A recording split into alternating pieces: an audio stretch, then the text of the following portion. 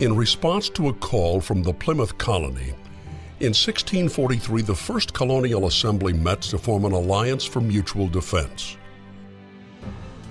The colonies of Massachusetts, Connecticut, New Haven, and Plymouth sent delegates. They met as equals. They deliberated, and they proposed a solution. This was the first convention of states. There were many more to come, and the precedents set by the first convention were followed. Over the next century and more, colonies, colonial states, and eventually sovereign states met in convention on a regular basis to discuss common problems.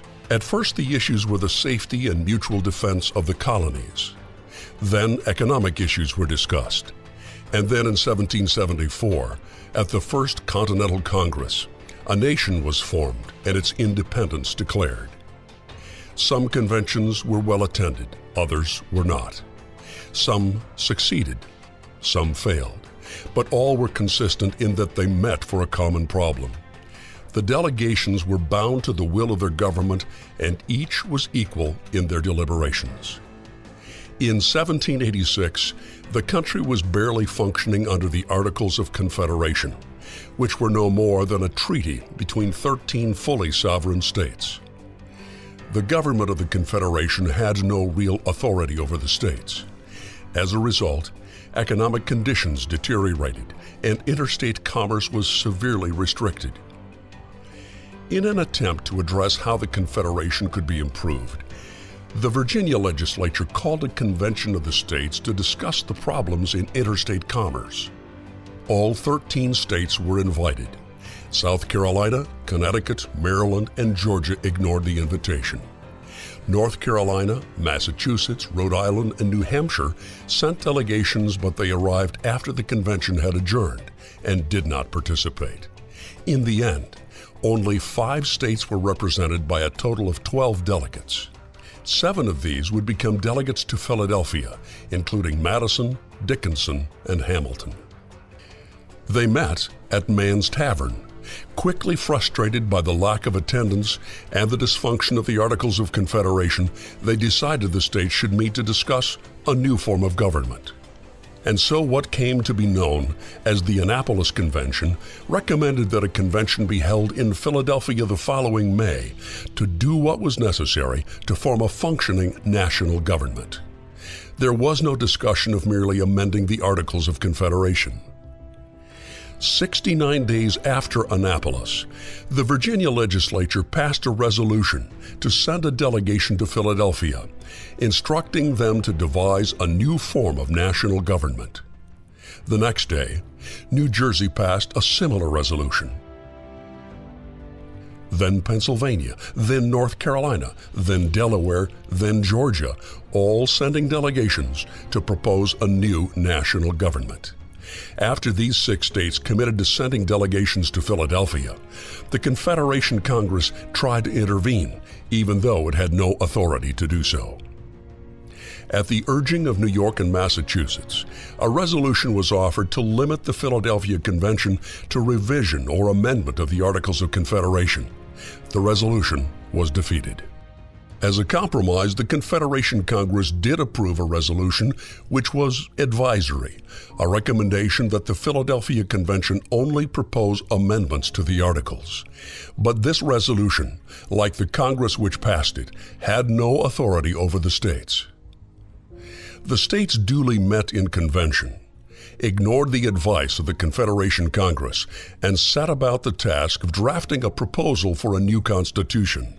Throughout the long, hot summer of 1787, the delegates debated the proper role of the courts, the legislature, the president, and the manner in which the federal and state governments would share power.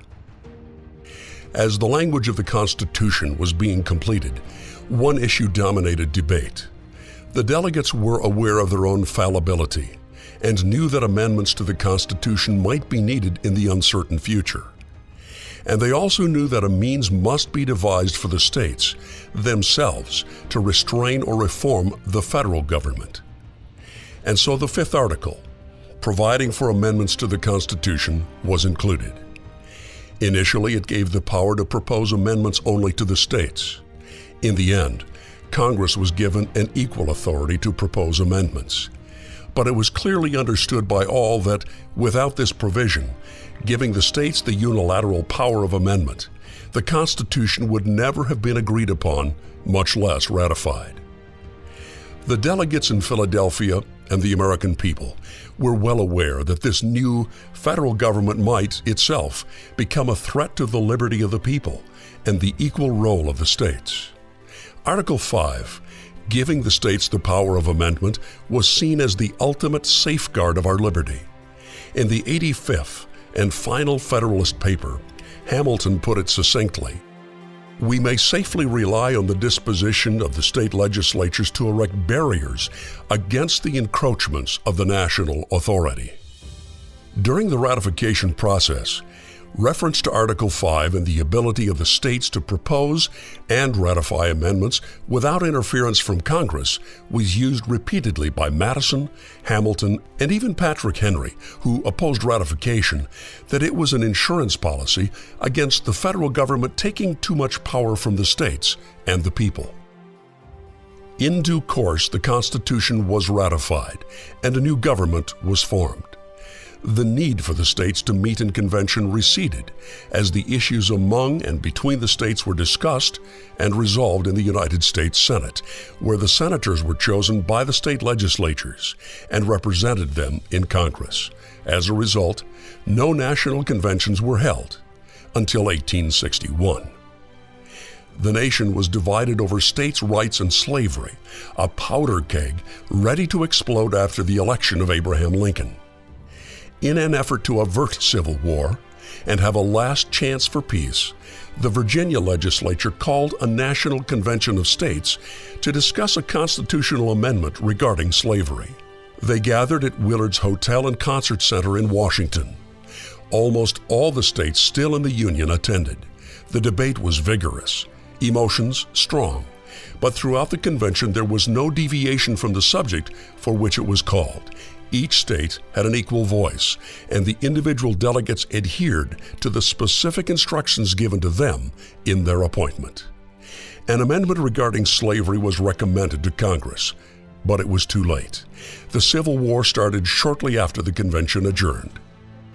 This was the last National Convention of the States until September 12, 2017, Phoenix, Arizona.